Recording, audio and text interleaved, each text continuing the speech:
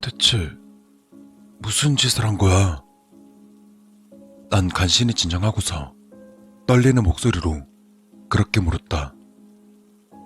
내 품에 안긴 것은 목에서 시뻘건 피를 흘리며 차갑게 식어버린 어린 아들. 아내는 주저앉아 그냥 서럽게 울기만 할 뿐 아무런 말이 없었다.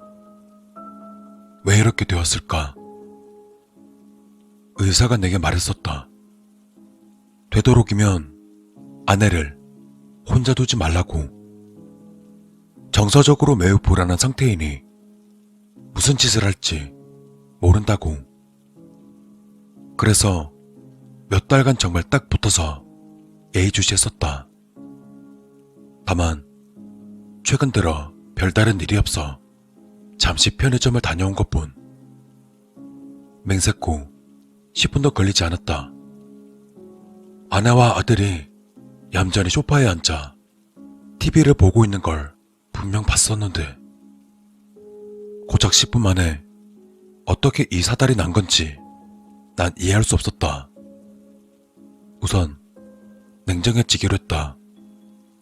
상황을 파악하는 게 먼저다. 여보, 괜찮으니까 말해봐. 왜 그랬어? 아내는 한참을 망설이다 더듬거리더니만 이내 말을 꺼냈다. 딸꾹질. 뭐? 자꾸 일부러 딸꾹질 하잖아. 나 약 올리는 것처럼. 나도 모르게 언성이 높아졌다. 아니, 무슨 말도 안 되는. 고작 그런 이유로 자기 아들을 죽여? 아내는 도리어 화를 내며 소리쳤다.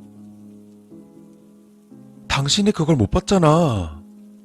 그 지랄맞아 애새끼가 나 시끄러우라고 일부러 쉬지도 않고 딸꾹거렸어. 당신도 알잖아.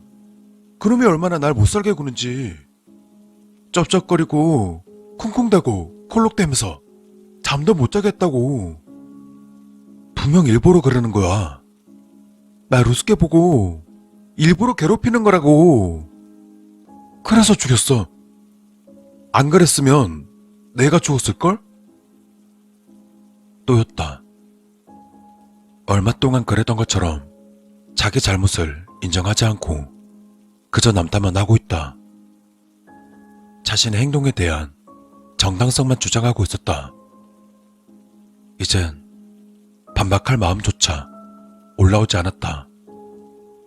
아주 작게 한숨을 쉬고는 차분하게 생각해 보았다. 어차피 더 이야기하는 것은 무의미하다.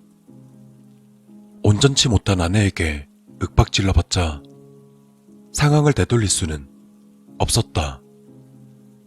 중요한 것은 이제부터 내가 어떻게 할 것이냐였다. 사실 고민할 필요는 없었다.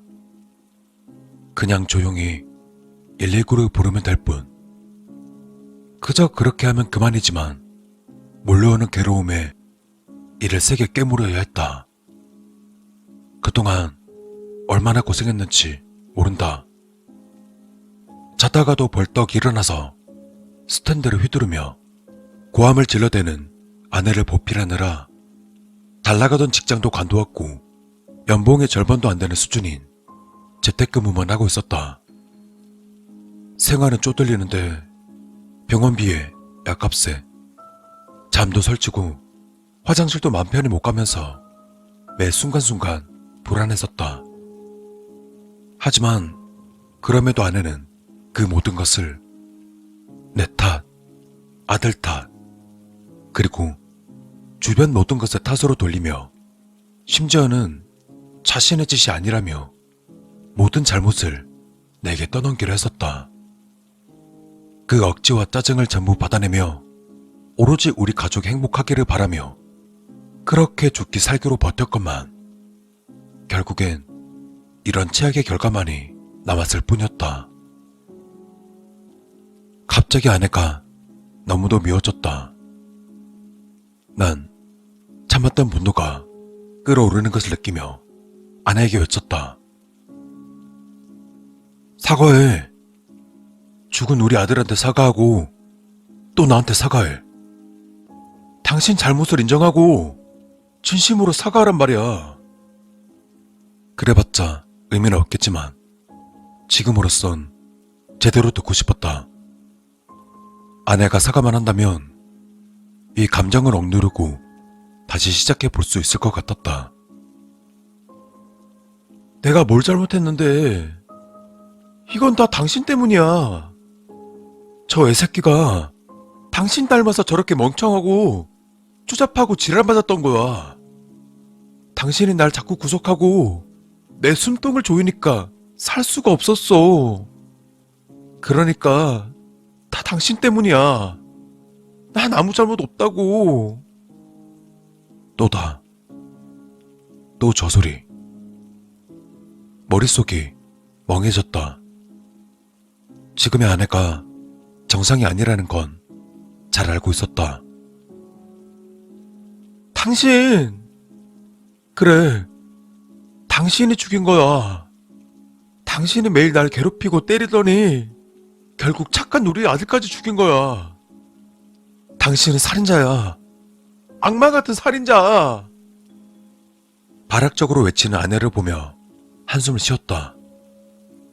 책임 전가를 넘어서 다시금 자신이 저지른 짓을 부정하고 있다. 머리가 아파왔다. 우선 진정하자. 진정하고 내가 해야 될 것을 찾아보자. 이대로라면 정말 무슨 짓을 벌일지 모른다. 난 아무런 대답 없이 조용히 뒤돌아 전화기를 꺼내 경찰에 신고했다. 사고가 있었습니다. 빨리 와주세요. 네, 부탁드립니다. 착잡한 마음으로 전화를 끊었다. 이제 경찰이 들이닥칠 터이니 아내는 구속될 것이다. 아마 평생 교도소에서 정신과 치료를 받으며 살게 될 것이다. 그럼 이제 나는 어떻게 해야 할까? 이런 것 따위들을 고민하며 천천히 뒤를 돌아보았다. 그런데 시발, 좆됐다. 아내는 시카를 집어들고 자신의 목을 겨누고 있었다. 잠깐, 뭐하는... 당신이 죽인 거야. 나도 당신이 죽인 거라고. 그리곤 내가 말릴 새도 없이 자신의 목으로 칼을 쑤셔 넣었다. 다급히 달려들어 가까스로 칼을 빼앗았지만 이미 늦었다. 아내는 목에서 꽤 많은 양의 피를 울컥울컥 토해내며 눈을 감았다. 아들과 똑같은 모습으로 그 순간 집으로 경찰이 들이닥쳤다.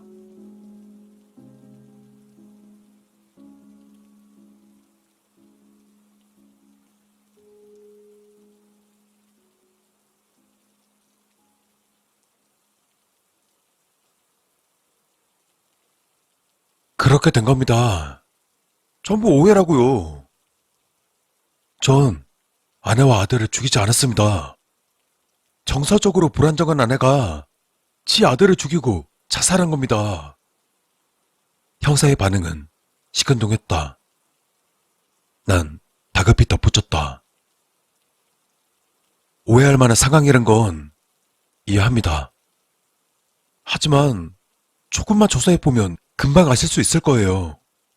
제가 한 게 아닙니다. 여전히 형사는 귀담아 듣지 않는다. 예, 다 알겠고 어차피 판단은 판사님이 하시는 거고요. 괜히 시간 끌면서 말 빙빙 돌리지 마시고 여기 진술서나 제대로 쓰세요. 아니, 지금까지 다 말씀드리지 않았습니까? 아내가 한 짓이라니까요. 형사는 역시나 믿는 눈치가 아니었다. 왜 내 말을 듣지 않는 겁니까? 애초에 신고한 것도 저이지 않습니까? 모든 증거가 명백하게 있지 않습니까? 예?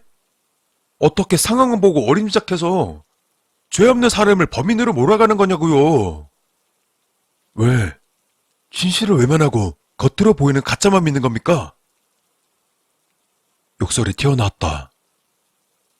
이 경찰은 이 사건을 대충 처리할 생각이다. 괜히 일이 복잡해지니까 나한테 전부 뒤집어 씌우고 대충 끝낼 생각이다. 참담한 기분이 들었다. 어떻게 해야 할까? 자, 그만하시고 진술서 쓰세요. 시간 충분히 들을 테니까 최대한 상세하게. 형사는 짜증난다는 듯 내게 쏘아붙이며 종이를 내밀었다. 그런 답답함에 고개를 숙이던 그때 목덜미가 쭈뼛 서는 것을 느꼈다. 난 순간적인 짜증나는 소리에 천천히 고개를 들었다. 딸꾹질. 이 미친 돼지 새끼는 날 못 믿는 것도 모자라 일부러 날 열받게 하려고 딸꾹질 소리를 내고 있다. 터져 나오는 분노에 손에 들고 있던 볼펜에 잔뜩 힘이 들어가기 시작했다.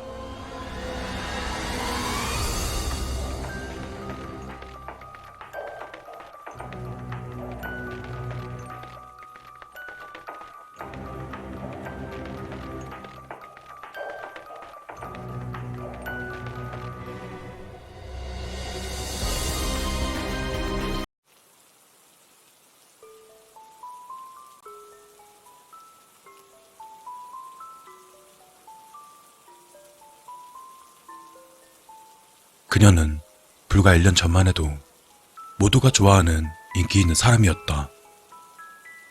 뛰어난 외모에 착한 심상을 가지고 있어서 그런지 언제나 그녀의 주변은 친구들로 가득했고 그녀에게 고백했던 남학생들의 수도 10손가락으로 셀 수 없을 정도였다. 하지만 그건 어디까지나 1년 전 과거의 일이었다. 길다면 길고 짧다면 짧은 그 1년이라는 시간 동안 그녀의 상황은 정반대가 되어 있었다.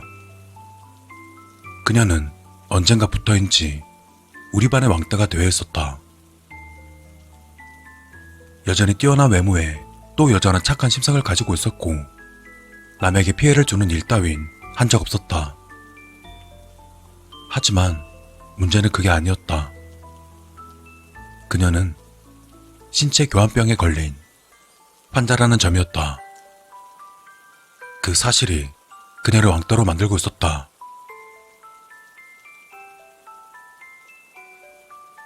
지금 세계에선 신체 교환병이 유행하고 있었다. 어디서부터 시작되고 어디서 끝날지도 모르는 그 병은 무서우리만큼 계속해서 퍼져가고 있었다. 감염되는 원인도 경로도 모르고 치료 방법도 모른다. 이 병에 걸린 사람은 마치 장애인처럼 몸의 어딘가가 불편해진다는 것이 세상에 아는 전부였다. 만약 평범한 사람이 이 병에 걸린다면 그 사람은 눈앞이 보이지 않을 수도 있고 두 다리로 더 이상 걸어 다닐 수 없게 될지도 모른다. 하지만 이건 영원한 것이 아니었다. 어느 정도의 시기가 되면 이 병은 또 다른 병으로 변하게 된다. 눈의 시력을 잃어버린 사람은 어느 순간 다시 시력이 돌아오긴 하지만 그 대신 두 다리를 절게 된다. 그리고 또다시 시간이 지나면 두 다리에 힘이 되돌아오지만 대신 이번엔 팔을 움직일 수 없게 된다는 이야기였다. 이건 불치병이었다. 한마디로 한 번 이 병에 걸린 사람은 평생 매 시기마다 바뀌는 불편함에 익숙해지지도 못한 채 평생을 살아가야 한다는 것이었다. 끔찍한 일이다. 그리고 믿을 수 없는 일이다. 판타지나 소설에 등장할 만한 병이 지금 이 세계에 찾아왔다. 그리고 그녀는 그 병의 감염자다. 그녀의 경우에는 목소리였다.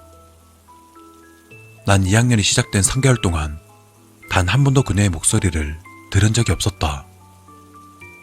친구들이 그녀를 건드려도 그녀는 싫다는 소리 한 번 낼 수조차 없었다. 체육 시간, 아이들의 발에 걸려 넘어져 무릎의 절반이 까지고 피가 나는데도 아프다는 소리조차 내지 못했다. 표정은 울고 있지만 울음소리는 들리지 않았다. 그리고 아이들은 그 반응이 재밌다며 또다시 그녀를 괴롭혀댔다. 나는 마음에 들지 않았다. 하지만 영화 속 주인공처럼 없던 정의감이 솟아오르지도 않았다. 용기 또한 없었다. 그녀를 처음 만난 건 2학년에 올라와서였고 그녀의 사정 때문에 단 한 번도 그녀와 대화를 나눈 적도 없었다. 그러니까 당연했다. 게다가 왕따라는 건 신체 교환병보다 더욱더 무서운 감염 속도를 가지고 있었다. 내가 그녀를 감싸는 말이나 행동을 한다면 난 그 병에 걸리고 말 것이다. 말 한마디 하지 못한 그녀를 위해서 내가 그렇게까지 할 이유는 없었다. 그렇기 때문에 나는 이 정도로 만족했었다.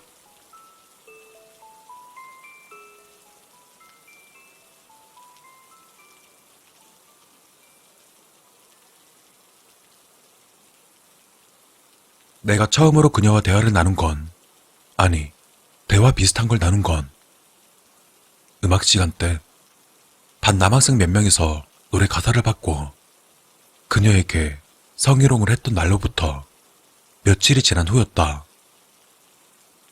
학교 수업이 모두 끝나고 집으로 가는 길, 난 그녀를 만났다. 그녀는 학교 밖에서도 고개를 푹 숙인 채 바닥을 보면서 걷고 있었다. 처음엔 그냥 무시하려 했다. 말을 건네봤자 대답도 못하는 벙어리에게 어떻게 다가가야 한단 말인가. 무시하는 게 나로선 더 이득이다. 먼저 말을 건네지 않는다면 상대 쪽에서 내게 다가오는 일도 없을 것이다. 하지만 난 그러지 못했다. 난 빠르게 다가가서는 그녀의 어깨를 손가락으로 가볍게 두드렸다. 그러자 그녀는 화들짝 놀라서 뒤를 바라봤고 난 2학년이 되고 나서 처음으로 그녀의 얼굴을 마주했다. 눈을 마주치는 건 아마 처음이었을 것이다. 화들짝 놀라는 그녀와 반대로 주변은 아주 조용했다. 목소리가 나오지 않기 때문에 깜짝 놀랐을 때에도 소리가 나오지 않는 건 당연한 일이었다.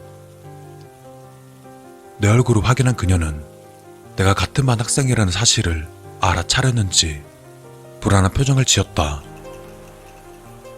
내가 자신을 괴롭힐 거라고 생각했기 때문인가? 난 어떻게 반응해야 될지 몰라서 손바닥을 들어올려 인사하는 포즈를 취하며 말했다. 안녕. 내 인사를 받은 그녀는 당황한 표정을 짓더니 이내 손바닥을 들어올리며 입을 움직였다. 분명 입은 움직였지만 소리는 나오지 않았다. 난 가볍게 웃으며 천천히 발을 움직였다. 여자와 나란히 걷는 것은 상당히 오랜만이었다. 물론 상대는 벙어리가 아니었다면 더욱더 멋진 분위기였겠지만 말이다. 원래 이 길로 다녔어? 처음 보는 것 같은데.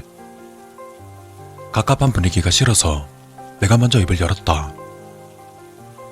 그러자 그녀는 고개를 저으며 가방에서 노트 한 장과 펜을 꺼내 들고는 열심히 무언가를 적어가기 시작했다. 이윽고 그녀는 펜을 멈추고 나에게 노트를 건넸다. 아니, 원래는 뒷길로 가는데 오늘은 애들이 그쪽으로 간다는 말을 들어서. 아, 걔네들? 그러자 그녀는 내가 말하는 상대가 누군지 알고 있다는 듯 힘껏 고개를 끄덕였다. 이 길로 쭉 가는 거야? 그녀는 내 손에 노트를 다시 건네받곤 또 펜을 움직이기 시작했다. 길을 걸으면서 글씨를 써가는 모습을 보고 있자니 괜스레 그녀가 불쌍하게 느껴졌다. 목소리가 안 나온다는 건 내 생각 이상으로 힘든 일인 것 같았다. 쭉 가다가 슈퍼에서 오른쪽. 어? 나던데. 뭐야, 나랑 가까운 데 살고 있었네. 그렇네. 그녀는 그렇게 적으며 웃음 지었다. 집으로 돌아가는 동안 그녀는 계속해서 웃는 표정을 지었다. 그녀가 웃는 걸 보는 건 처음이었다. 언제나 시무룩하고 어두운 표정만 짓고 있었는데 지금은 그와 정반대였다. 1년 전만 해도 언제나 이런 표정을 짓고 있었을 것이다. 친구와 대화하는 게 오랜만이라 그런지 펜을 움직이는 그녀의 손은 꽤나 기쁜 것처럼 느껴졌다. 그 밖에도 우리는 여러 가지 이야기를 나눴다. 아무래도 하고 싶었던 말들이 잔뜩 쌓여 있었던 것 같았다. 시시콜콜한 이야기를 주고받으며 집을 도착하고 보니 그녀와 나는 꽤나 가까운 장소에서 살고 있었다. 잘 가. 내가 이렇게 말하며 손을 흔들자 그녀도 웃으며 손을 흔들었다.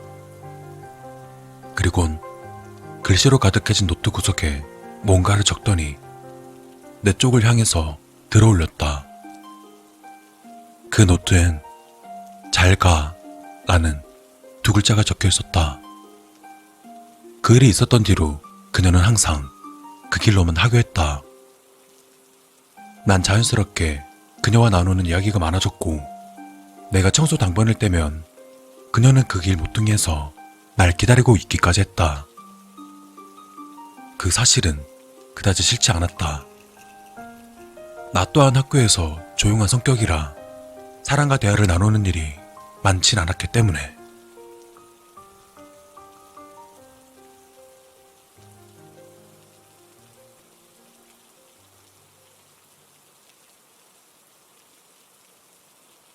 그런 학교길이 한 달 정도 지나자 그녀는 아예 스케치북을 들고 나타났다. 스케치북은 꽤나 큰 편이었고 가는 길 동안 실컷 떠들고 나면 한 장이 전부 글씨로 가득 채워져 있었다. 나는 교내에서 볼 수 없었던 그녀의 웃음을 볼 수 있었고 그녀는 교내에서 볼 수 없었던 내 활발한 성격을 볼 수 있었다. 난 그녀와 더욱더 친한 사이가 되었다. 한날은 바로 집에 가지 않고 같은 곳을 계속 돌며 서로의 이야기를 한 적도 있었다. 그리고 그녀와의 대화가 진행되면 될수록 난 그녀의 목소리를 듣고 싶어졌다. 분명 이 병은 어느 정도 시기가 지나면 다른 병으로 변한다. 그러면 분명히 또 다른 장애를 앓게 했지만 목소리는 돌아올 것이다. 그렇다면 자신의 의사도 확실히 표현할 수 있고 쓸데없이 큰 스케치북을 가방 속에 구겨넣고 다니지 않아도 된다. 나는 하루빨리 그녀의 목소리가 듣고 싶었다. 분명 이대로 시간이 지나면 그녀의 목소리를 들을 수 있겠지. 침대에 누워서 그녀의 목소리를 상상해 보았다. 너무나 궁금했다. 어떤 목소리일까? 귀여운 목소리일까? 아니면 조금 더 성숙한 목소리일까? 하지만 분명한 건 그녀가 어떤 목소리로 말을 걸어와도 난 그 목소리를 좋아할 것이다. 어느 순간부터 난 그녀를 좋아하고 있었나 보다.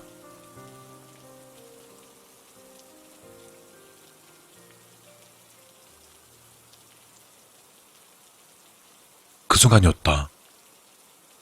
주머니에 있던 휴대폰이 진동하기 시작했다.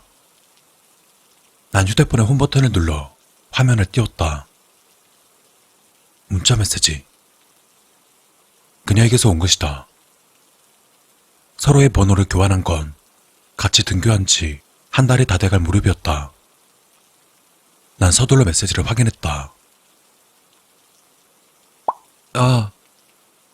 나 어떡하지? 무슨 일이지? 그녀가 보낸 문자 한마디가 불안함을 싹 틔우고 있었다. 난 재빨리 휴대폰의 키패드를 눌렀다. 왜 그래? 그리고 1분도 채 안 돼서 그녀에게 답장이 왔다. 나와. 그녀의 한마디. 가슴속에 피어오르던 불안감은 놀라움으로 서서히 변해갔고, 다음 문자를 확인한 그 순간 그 놀라움은 꽃을 피웠다. 나와. 목소리. 순간은 내 손가락들은 일순간 멈췄다. 목소리가 나온다고? 믿을 수 없었다. 그토록 원하던 그녀의 목소리가 이렇게 기적 같은 타이밍에 되돌아오다니. 난 흥분에 못 이겨 곧바로 그녀에게 전화를 걸었다. 하지만 송신음은 몇 번을 가지도 못하고 끊어져 버렸다. 의문이 머릿속에 떠올랐지만 곧바로 날라온 그녀의 메시지를 확인했다. 내일 그 길에서 들려줄게. 나는 떨리는 손으로 키패드를 누르기 시작했다. 알았어. 그것을 마지막으로 그녀와의 문자는 끝났다. 침대에 누워 눈을 감았지만 잠이 오지 않았다. 내일이면 그녀의 목소리를 들을 수 있다. 이제 그녀도 지긋지긋한 왕따 생활의 끝을 맺게 되는 것이다. 내일이면.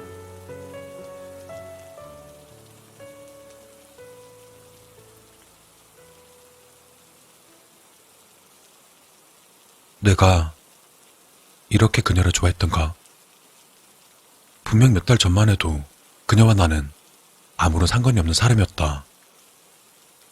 한마디로 그저 남이었다. 그녀가 왕따를 당하는 모습을 봤음에도 구할 마음이 전혀 들지 않았고, 자신이 왕따를 당함에도 불구하고 나에게 전혀 도움을 청하지 않았다. 하지만 지금은 달랐다.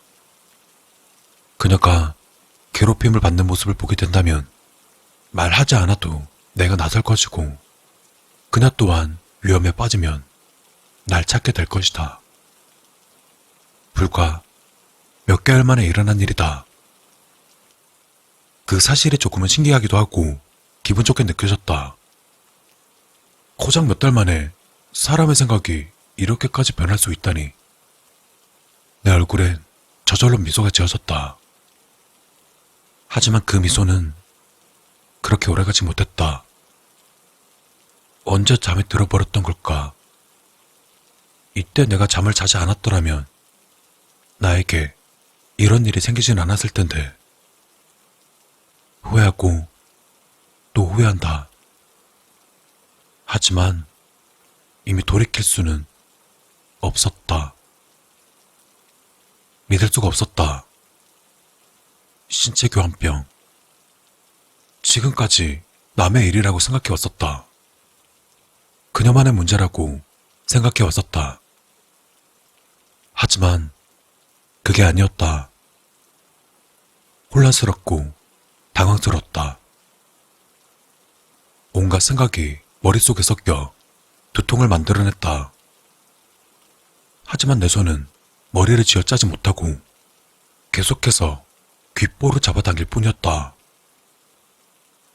소리가 들리지 않는다. 몸을 움직일 때 들려오던 낡은 침대의 삐걱거리는 소리도, 바람에 날리는 커튼의 부드러운 소리도, 옆에서 반짝거리는 시계 알람 소리도, 핸드폰에서 작동시킨 음악 소리도, 아무 소리도 들리지 않는다. 그 순간 방문을 열고 엄마가 나타났다. 저 방문은 어떤 소리로 열렸을까? 쾅일까? 아니면 덜컥이었을까? 엄마가 시계를 가리키며 입을 움직였다. 알람 소리를 끄라는 말일까?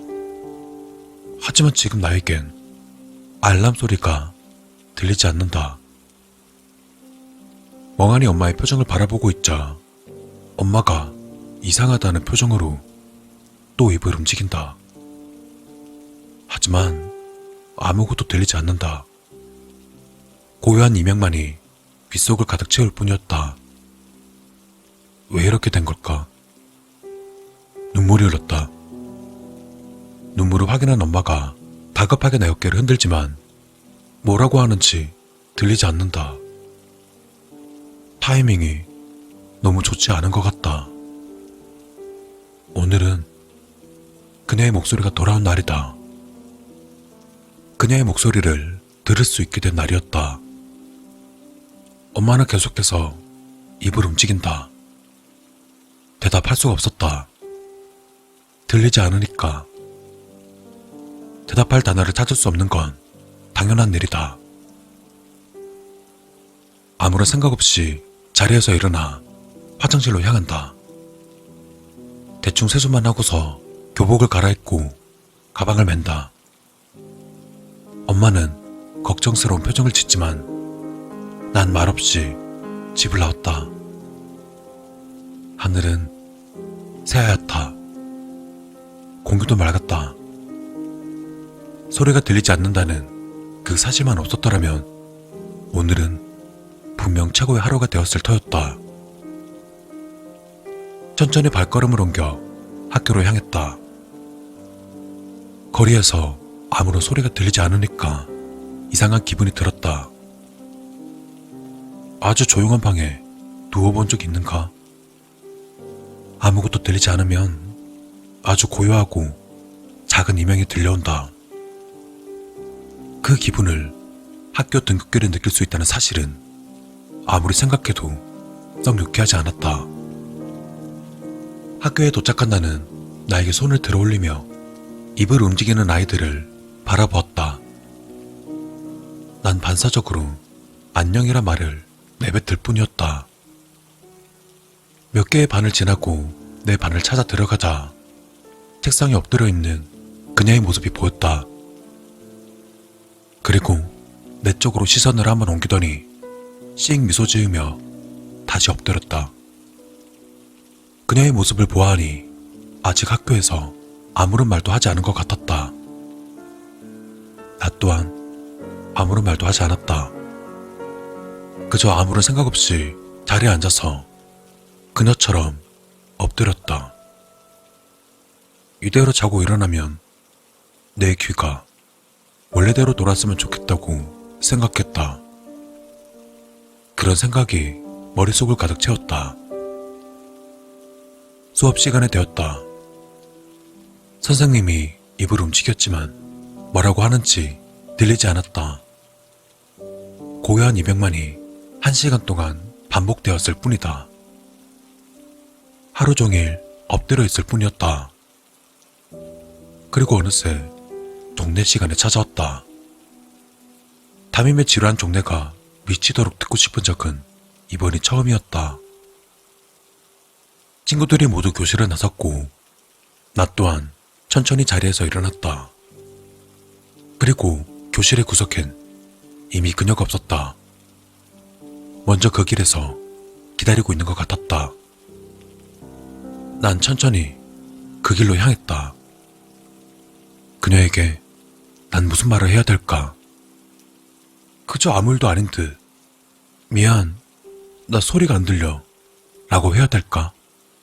아니면 울고 불면서 어떻게 해야 되냐고 물어봐야 될까? 들려오는 소리는 없었지만 하루 종일 내 머릿속은 너무도 시끄러웠다.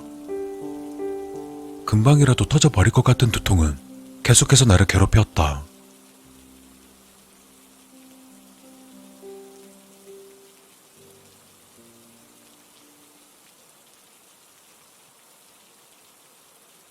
길의 입구에 들어서자 멀리 떨어지지 않은 곳에 그녀가 서 있었다.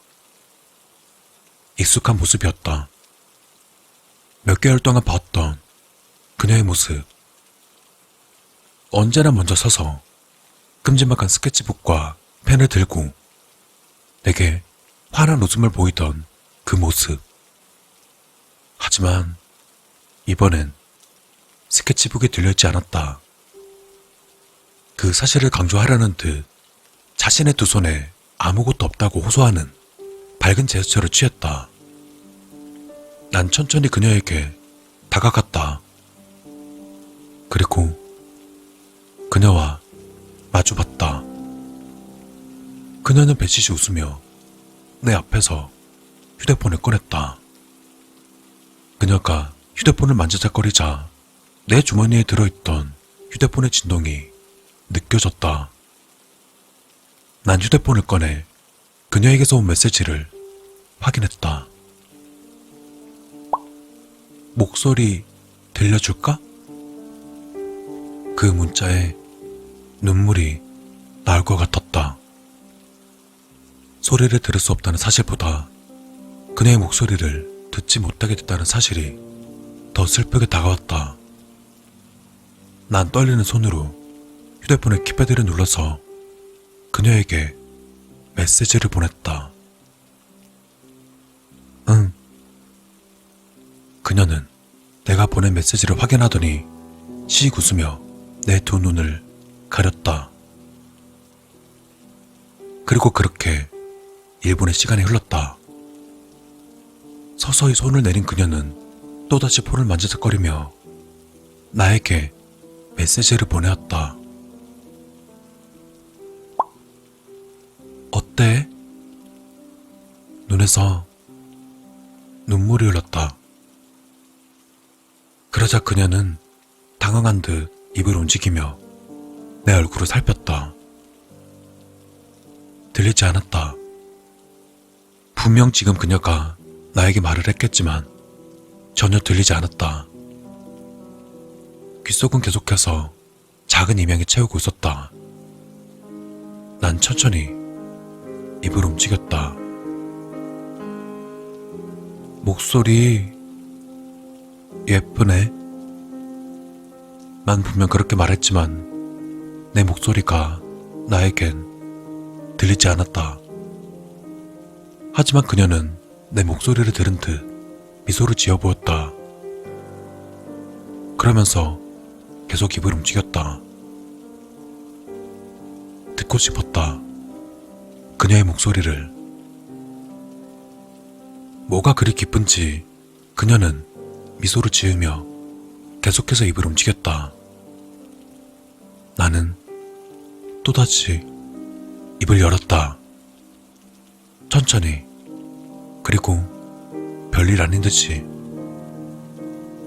나 사실 소리가 안 들린다. 그러자 그녀의 표정에서 미소가 사라졌다. 그녀의 머릿속은 어떤 대답을 해야 할지 찾고 있는 것 같았다. 하지만 그녀는 대답을 찾지 못한 듯 멍하니 날 바라보고 있을 뿐이었다. 그저 멍했다. 귓속에 들려오는 고요한 이목 소리를 배경음악 삼아 나와 그녀는 아무런 말 없이 서로를 바라보고 있었다. 그러다 그녀가 천천히 입을 열기 시작했다. 그녀의 입모양은 아주 또박또박했다. 들리지 않아도 알 수 있었다. 그건 괜찮아 였다.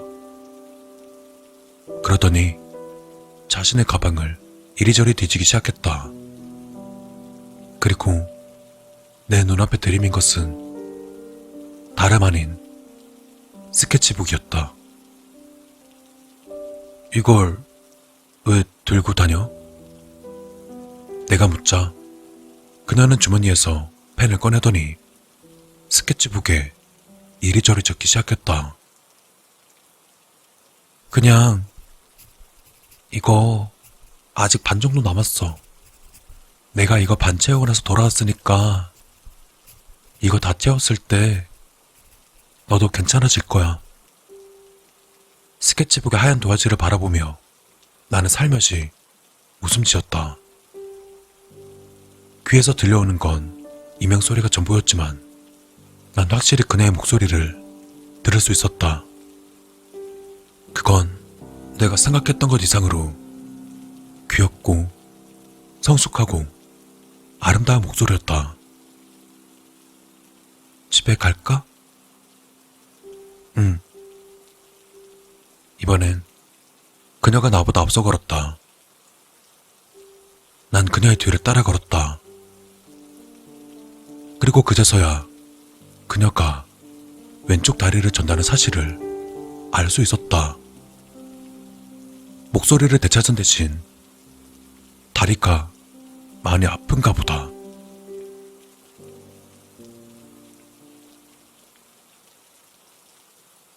하지만 괜찮다. 후에 그녀가 또다시 목소리를 잃게 되거나 나처럼 소리가 들리지 않게 되더라도 괜찮다. 스케치북은 아직 많이 남아있기 때문이다.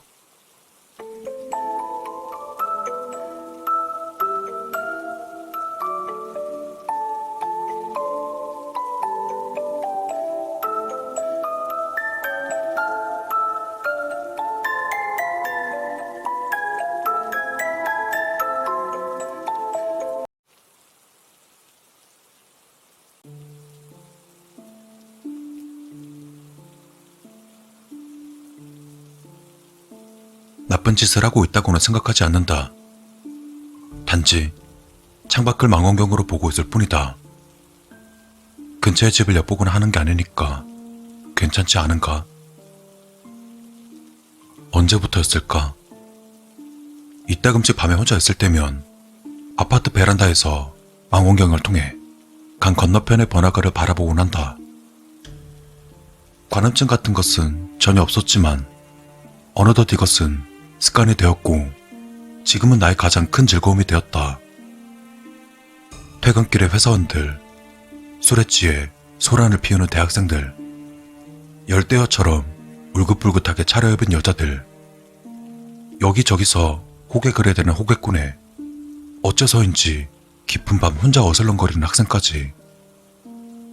정말 별거 없는 어지러운 광경일 뿐이지만 그것을 보고 있으면 이상하게 재미있다. 어쩌면 수족관 속 물고기를 보는 것과 비슷한 기분일지도 모르겠다. 방에 불을 켜놓으면 내가 망원경으로 보는 것이 보일지 모르기 때문에 관찰을 할 때는 방에 불을 꺼놓는다. 어둠 속에서 베란다에 나가 혼자 술을 마시며 망원경을 들여다본다. 다른 사람들이 보면 기분 나빠하겠지만 지금 나에게 이 취미를 그만둘 생각은 전혀 없다.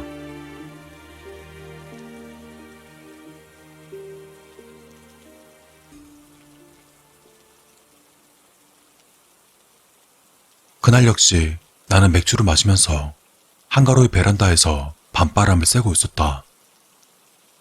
어느덧 시간이 꽤 늦어졌지만 종종 사람들은 지나간다.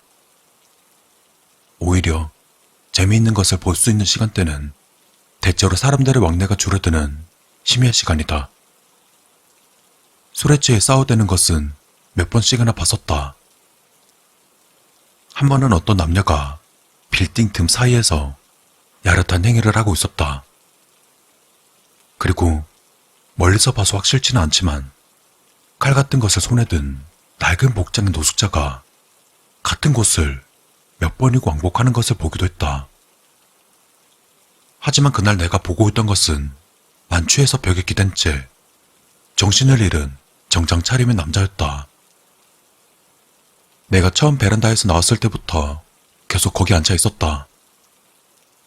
솔직히 망원경으로 쳐다보고 있을 만큼 재미있는 사람은 아니었다.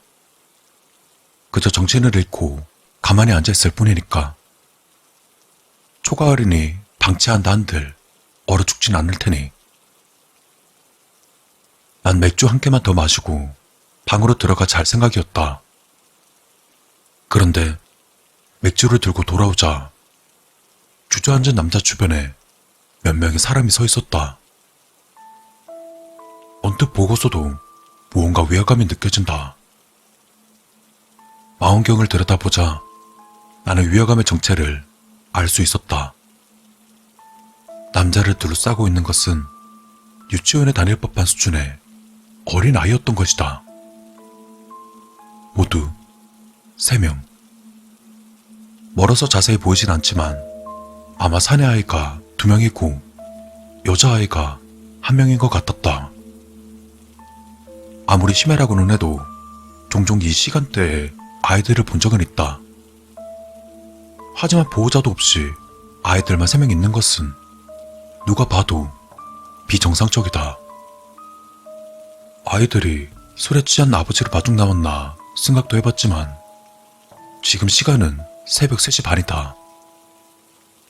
절대로 있을 수 없는 일은 아니지만 아무래도 가능성이 희박하다. 묘하게 신경 쓰이는 광경에 나는 계속 그곳을 들여다보았다. 아이들은 남자를 둘러싸고 서로 이야기를 하고 있는 것 같았다. 그때 갑자기 사내 아이 1명과 여자아이가 남자에게 다가간다.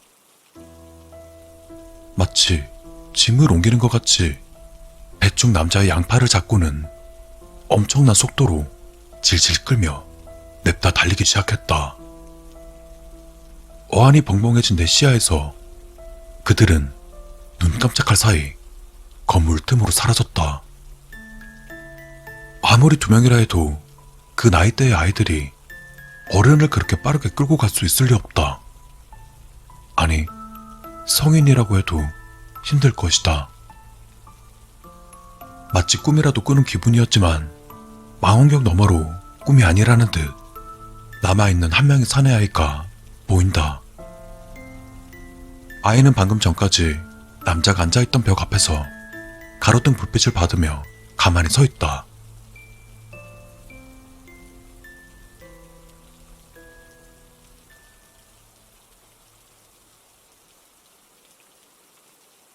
반쯤 무의식적으로 맥주 캔을 입가에 가져가 한숨에 다 마셨다. 탄산의 감촉과 알코올의 맛, 코끝에 느껴지는 독특한 향기, 목을 미끄러져 넘어가는 이 차가운 액체의 느낌. 모두 꿈이라고 생각할 수 없을 정도로 현실적이었다. 나는 마음을 가다듬고 땀에 젖은 손으로 망원경을 다시 잡았다. 그리고는 그 아이의 얼굴을 확인하기 위해서 눈을 갖다 댔다. 가로등 아래에는 어느새 또 3명의 아이가 모여있다. 그리고 3명 모두는 이쪽을 보고 있다. 좀 더 정확히는 날 바라보고 있었다.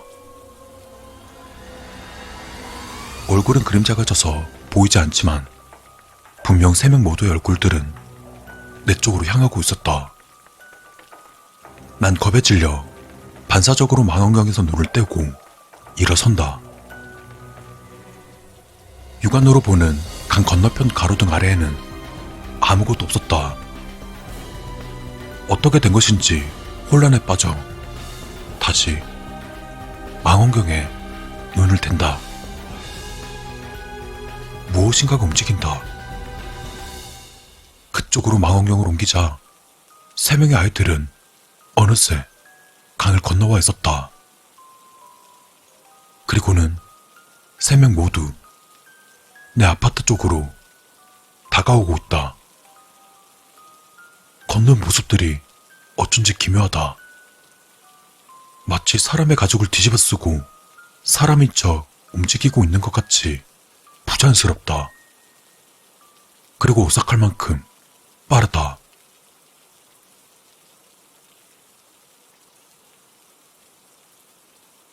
피가 차가워지는 것 같은 초조함에 난 망원경을 내버려 두고 방 안으로 들어왔다. 반사적으로 지갑만 들고 도망치려고 했을 때 귀에 익은 소리가 들려왔다. 철컹. 아파트 정문이 닫히는 소리다. 문 앞에서 돌처럼 굳어버린 내 귀에 계단을 올라오는 여러 사람의 발소리와 마치 수많은 낙엽을 밟는 것 같은 기분 나쁜 소리가 울려 퍼진다. 그 소리는 조금씩 커져서 마침내 내 방 앞에서 멈췄다. 초인종이 울린다.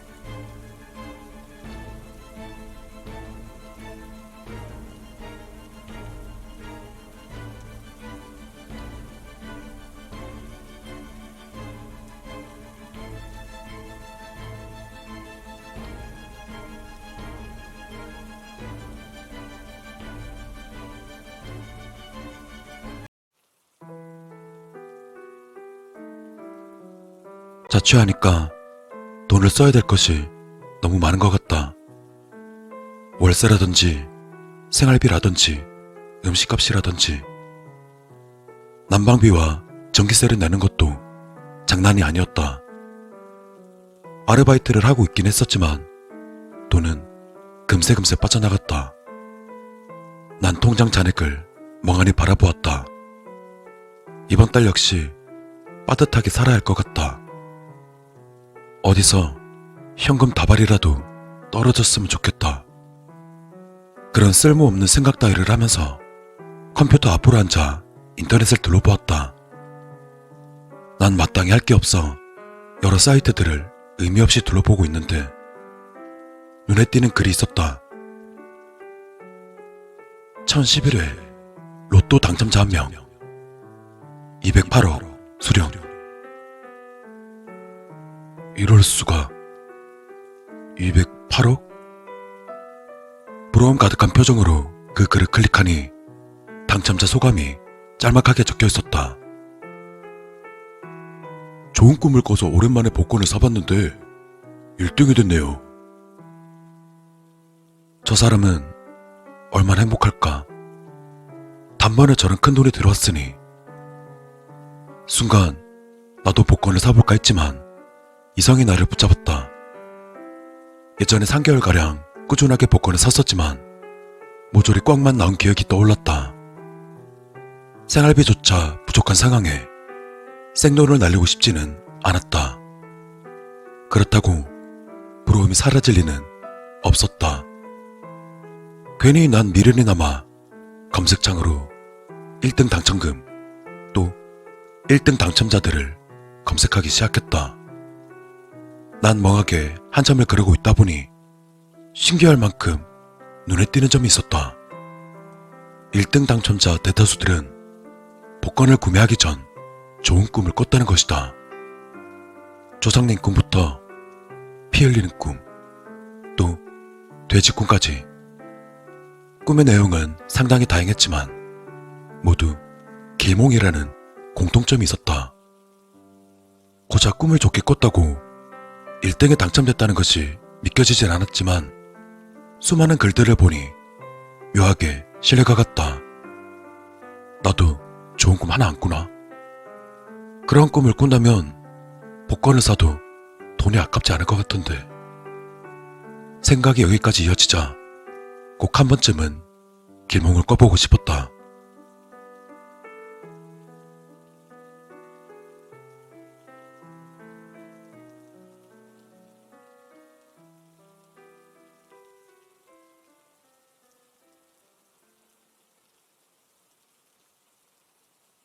난 혹시나 싶어 인터넷에 길몽을 끄는 방법을 검색해보니 역시나 대다수가 헛소리거나 광고들 따위였다. 그러다 그럴싸한 글을 발견했다. 내가 찾던 글인 것 같았다. 난 망설임 없이 클릭했다. 사람들은 꿈을 쉽게 잊는 경우가 많습니다. 길몽을 껐는데도 행운을 잡지 못하고 날릴 때가 있는 법이죠. 아침에 눈 뜨자마자 조금 전 꾸었던 꿈을 잊지 않으려 글로써 적어 놓으시면 어떻겠습니까? 어느 날 만약에 길몽을 꾸게 된다면 기회를 잡을 수 있을 겁니다. 당연한 말이었지만 충분히 일리가 있었다. 꿈을 기억하기만 한다면 언젠가는 길몽을 꿀 테니까. 귀찮겠지만 길몽에 대한 호기심 때문에 앞으로 난 어떤 꿈을 꾸는지 글로써 적어 보기로 결심했다. 하지만 2주간 넘게 하찮은 꿈만 꾸게 되었고 별다른 효과는 없었다. 그러다 그만 포기할까 생각이 들 때였다. 그날은 정말 특이한 꿈을 꾸었었다. 집에서 청소를 하고 있던 꿈이었는데 어디선가 불쑥 나타난 개안이 나를 칼로 마구 찔렀다. 온 사방은 내 피로 뒤덮였고 나는 고통 속에서 몸부림치다 결국 죽으면서 깨어났다. 내가 태어나 이렇게 생생한 꿈을 꾼 것은 처음이었다. 난 곧바로 인터넷 검색을 해보았다. 피 흘리는 꿈은 재물이 들어오는 길몽입니다. 피를 많이 흘릴수록 좋습니다. 스크롤을 내릴수록 긍정적인 내용들만 한가득 나왔다. 드디어 내가 길몽을 꾸다니. 심지어 오늘은 복권을 추첨하는 날인 토요일이었다. 왠지 좋은 일이 정말로 일어날 것만 같았다. 만약 복권에 당첨된다면 집에 있는 가구들부터 바꿔야겠다. 이 삐걱거리는 컴퓨터 의자부터. 달콤한 공상을 하다 보니 어느덧 아르바이트를 하러 갈 시간이 되었다. 그제야 마음이 현실로 돌아온 난 불이 나게 집을 나오다가 우편함에 꽂혀있는 종이를 발견했다. 난방비와 전기세 고지서. 항상 아껴 쓰기 때문에 큰 금액은 아니었지만 가슴이 아픈 건 어쩔 수가 없었다.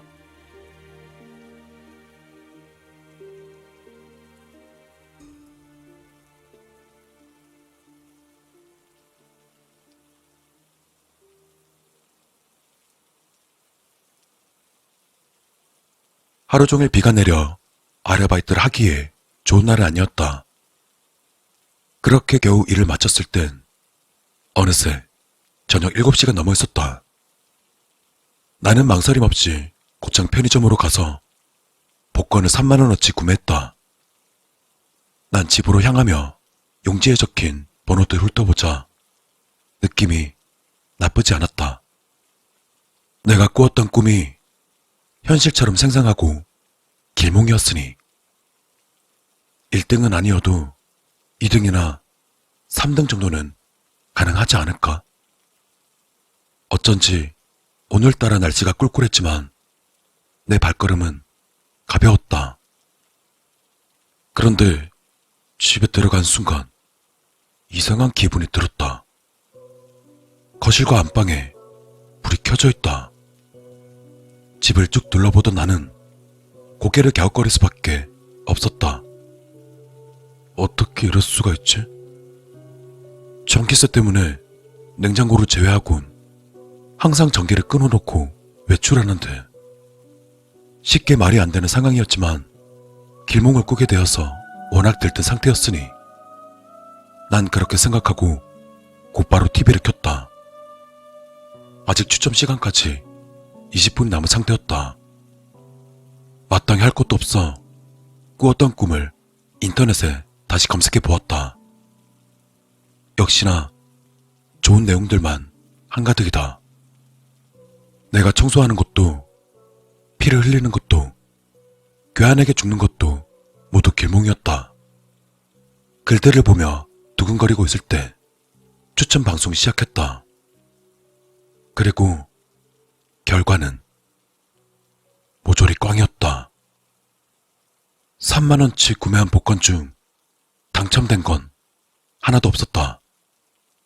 아니, 용지에 적힌 숫자 주변으로 얼씬도 하지 않았었다. 그러면 어제 꿨던 꿈은 뭐였을까? 그 순간이었다.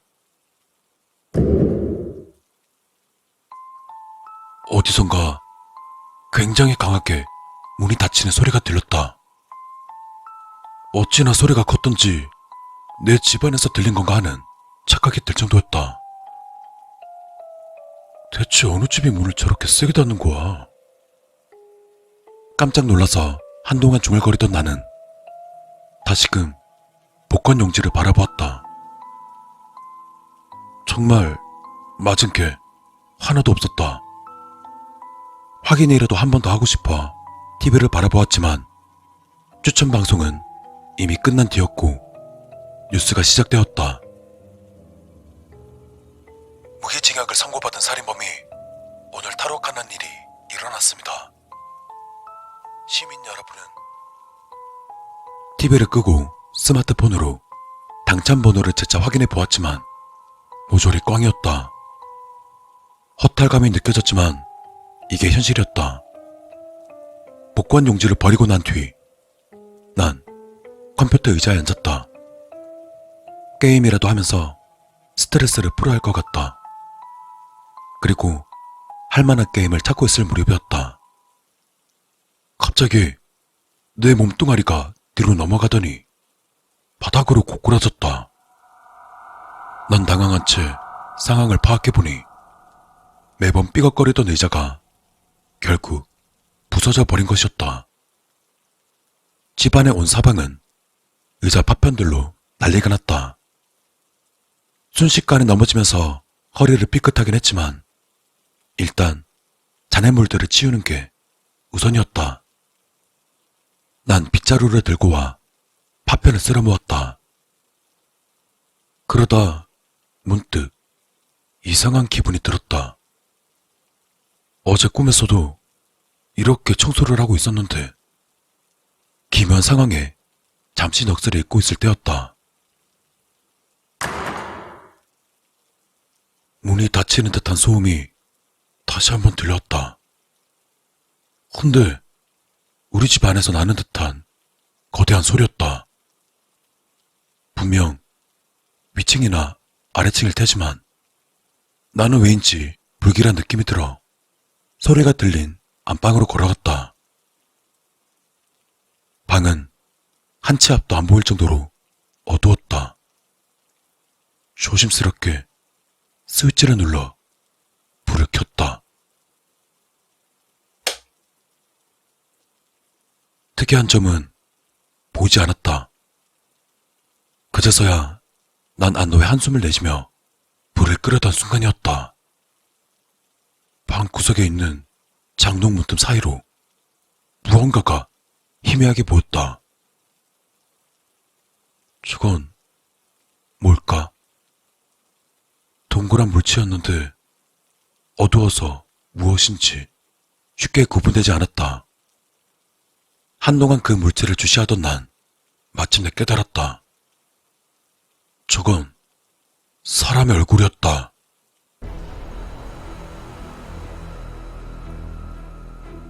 누군가가 장롱 안에 숨어서 나를 지켜보고 있다.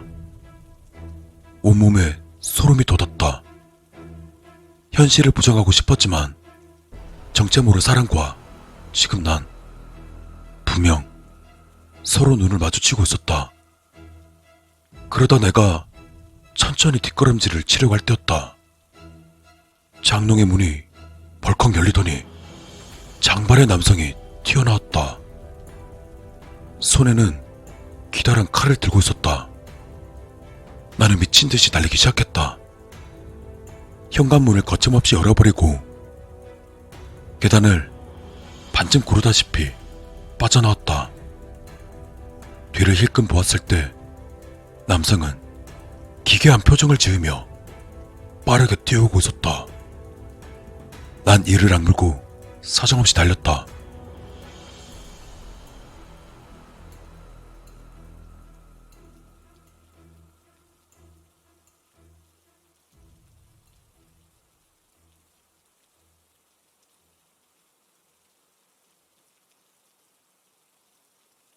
읽고 인파가 많은 곳까지 달려왔을 때야 나는 숨을 몰아쉬며 경찰에 신고할 수 있었다.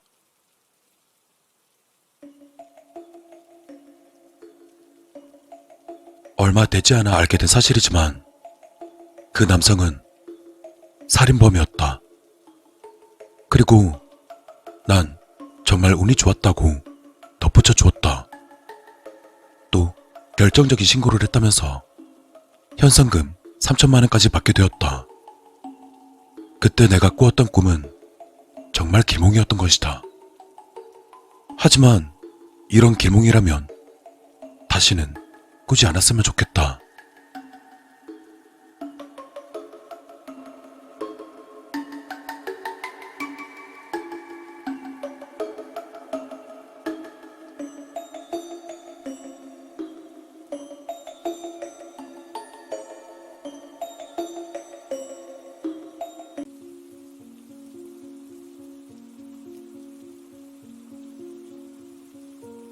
(9월 12일) 이날은 내 생일이야.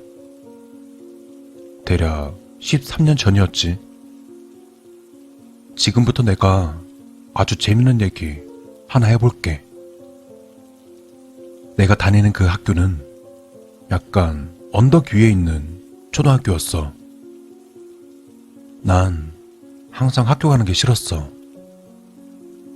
아니, 두려웠어. 그냥. 왜냐하면 바로 그놈 때문이었거든. 잘 기억은 안 나지만 등교 시간은 9시 30분까지였던 걸로 기억해. 그럼 난 보통 집에서 7시쯤 일어나서 부모님과 같이 밥을 먹고 8시쯤이 되면 집을 나왔어.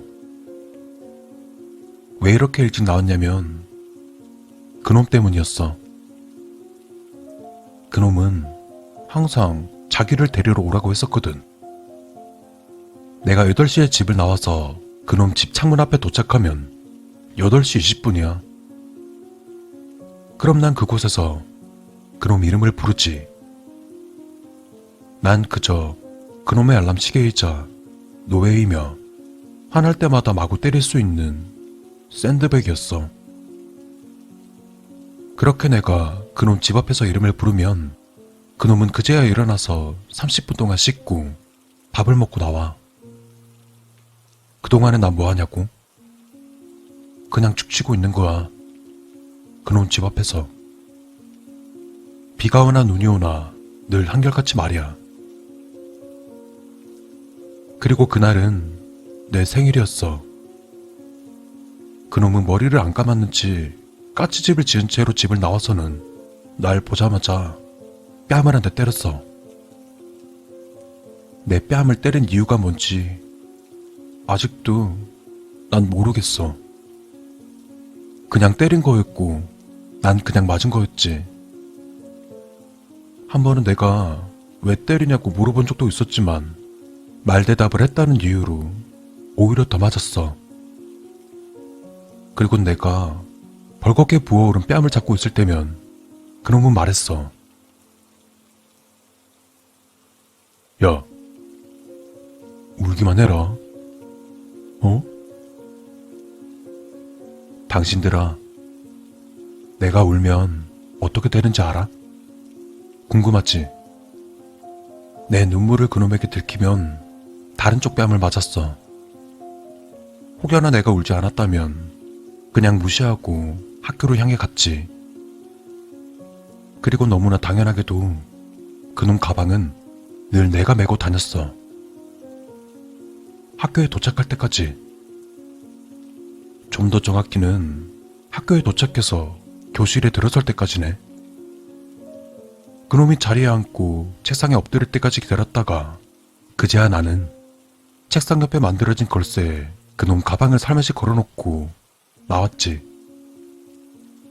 그놈은 3반이었고 난 2반이었기 때문에 바로 옆반이었어.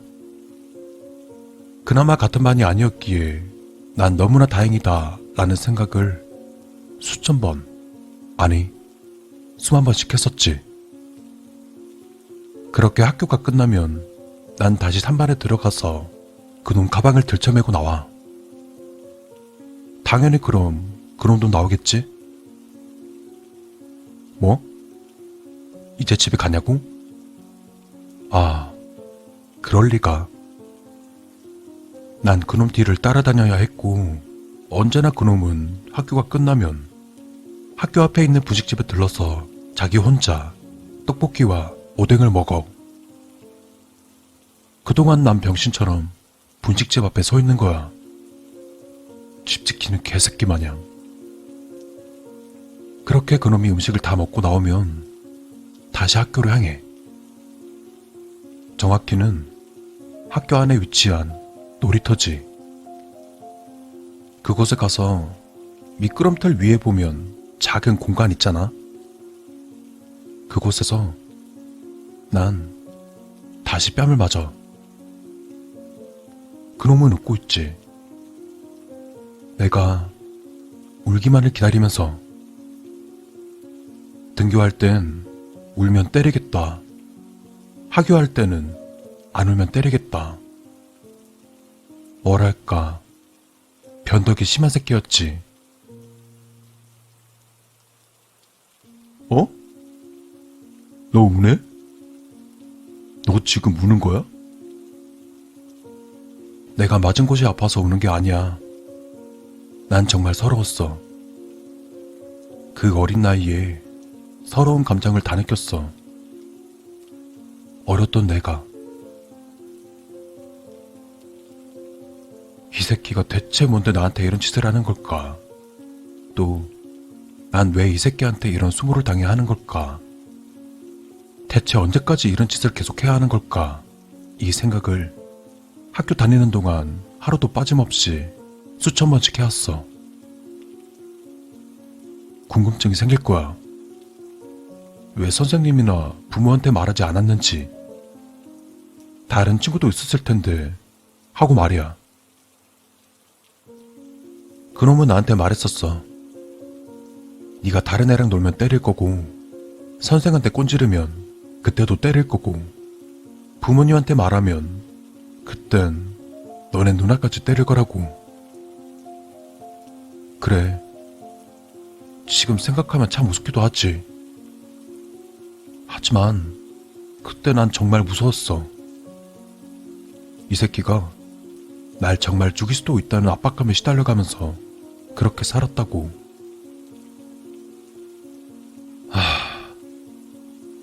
다시 이야기 이어갈게.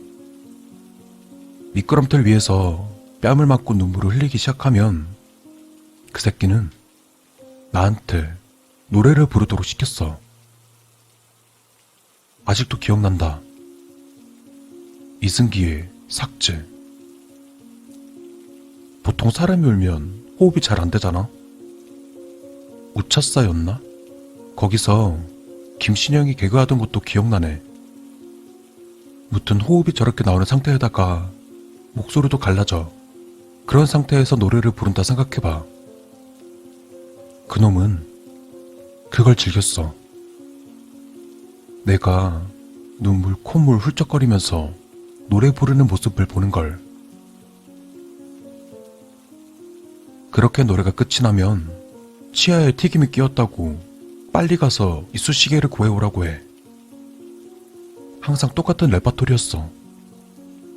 1분 안에 이쑤시개를 구해오고 늦을 시 30초당 뺨 10대씩 때리겠다는 말도 했었지. 그때 기억이 너무나 생생해서 난 도저히 잊을 수가 없어. 학교 언덕을 내려가면 왼쪽으로 커브를 돌면 사거리에 감자탕집이 하나 있었어. 난 그곳에 가서 쭈뼛거리면서 주인 아주머니께 조심스레 물었지.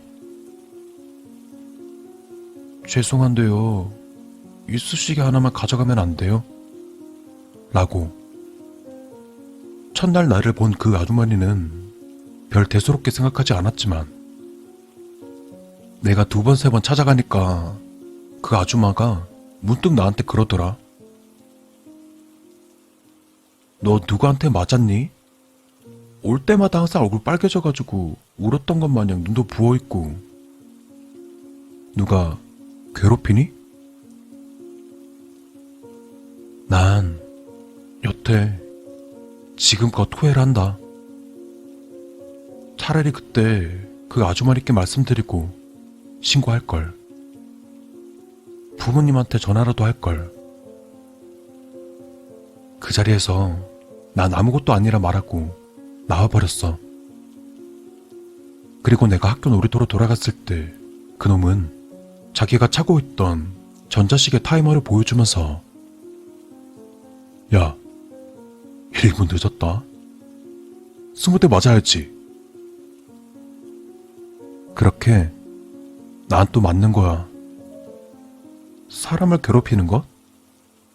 가해자 입장에선 참 즐거운 일인 것 같아. 끊임없이 웃음을 제공해주잖아.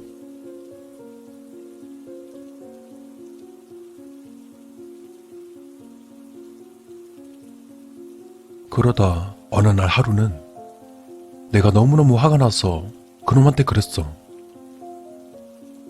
내가 네 인형이야? 내가 네 노예냐고. 병신 같은 소심한 반항. 그러자 그놈이 그러더라. 너 정신이 어떻게 된 거 아니야? 넌 원래 내 노예였잖아. 그렇게 난 2년 동안을 그렇게 난 2년 동안 아무도 모르게 개취급당하면서 학교 생활을 했었어. 내 생일이었던 그날마저도 난 부모님에게 친구들이랑 놀다 오겠다고 말하고 그놈한테 끌려다니면서 노래 부르고 뺨 맞고 이쑤시개 구하러 뛰어다니고 저녁 7시쯤이 되고 나면 그놈도 슬슬 배가 고프니까 그제서야 집에 가자고 해. 그럼 난 다시 그놈 가방과 내 가방을 들쳐매고 길을 나서 당연히 그놈 집 앞까지. 그놈에게 가방을 건네주고 난 기다려야 했어. 그놈이 창문에 대고 가 라는 신호를 줄 때까지. 그럼 내 하루 일과는 끝이 난 거야. 이게 나를 위한 하루인가 저 새끼를 위한 하루인가 싶을 정도로 너무너무 괴로웠어.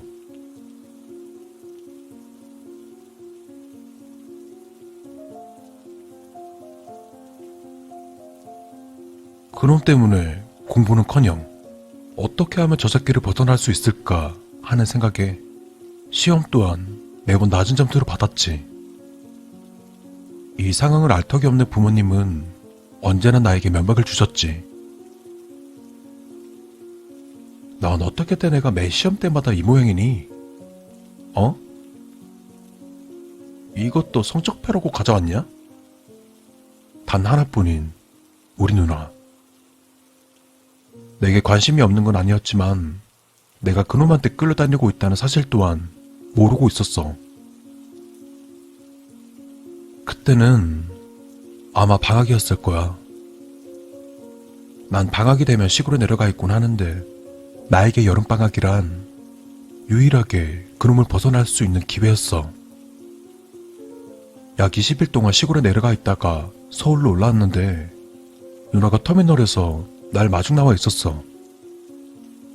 그러면서 누나랑 같이 이런저런 이야기를 나누면서 집으로 돌아가고 있는데 대뜸 누나가 그러더라. 그놈한테서 연락 왔었다고. 너 올라오면 꼭 좀 만나야 된다고, 꼭 좀 전해달라 했다고.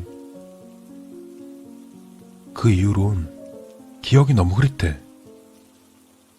내가 너무 괴로워서 잊고 싶어서 아예 부정하는 건지 모르겠어. 그렇게 2년 동안 괴롭게 살아왔던 것만 기억이 나. 근데 이 글을 쓰는 이유가 뭐냐고? 그렇게 난 초등학교를 졸업하고 그 새끼랑 다른 중학교에 입학해서 그때부턴 나름 공부도 하면서 잘 지내왔어.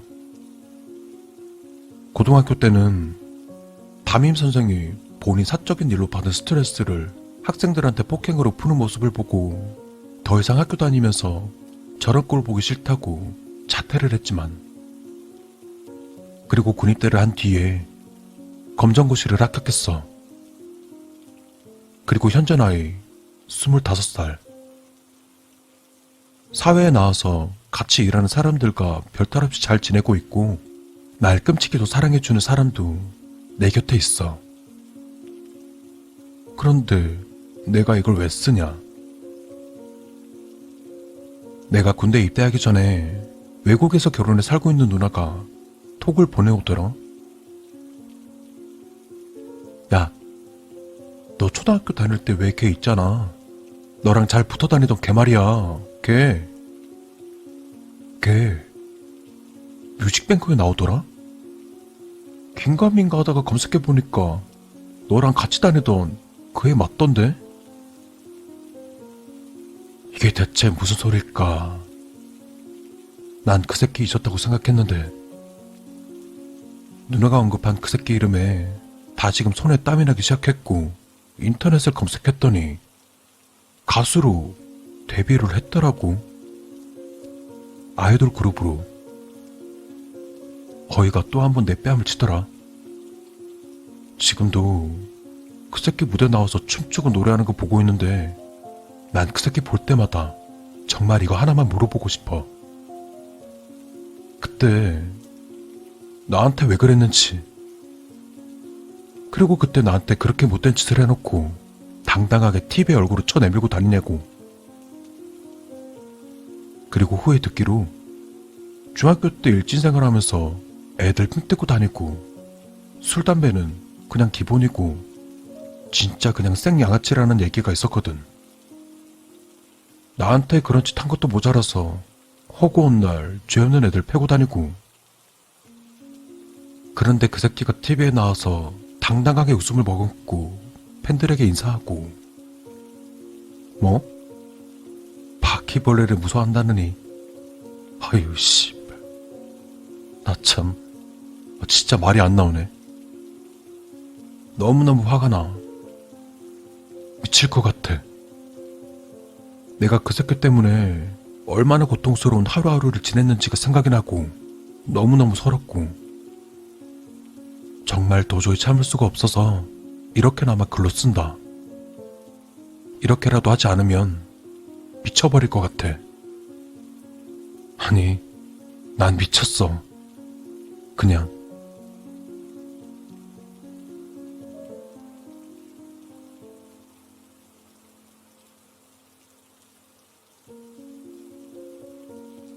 야, 너가 이 글을 볼지는 모르겠지만 네 이름과 네가 소속돼 있는 그룹 안 밝히고 그냥 넘어가는 건 진짜 내 마지막 배려라고 생각해라.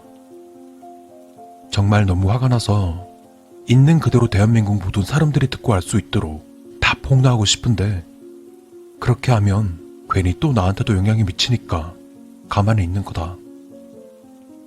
부디 내가 TV에 나가지 않도록 해줘. 난 너처럼 그렇게 뻔뻔한 인간이 되긴 싫어. 네가 그러고도 인간 대접을 받는다는 게 난 너무나 이질감이 든다. 떳떳하고 행복하게 잘 살아. 이 씨발 새끼야.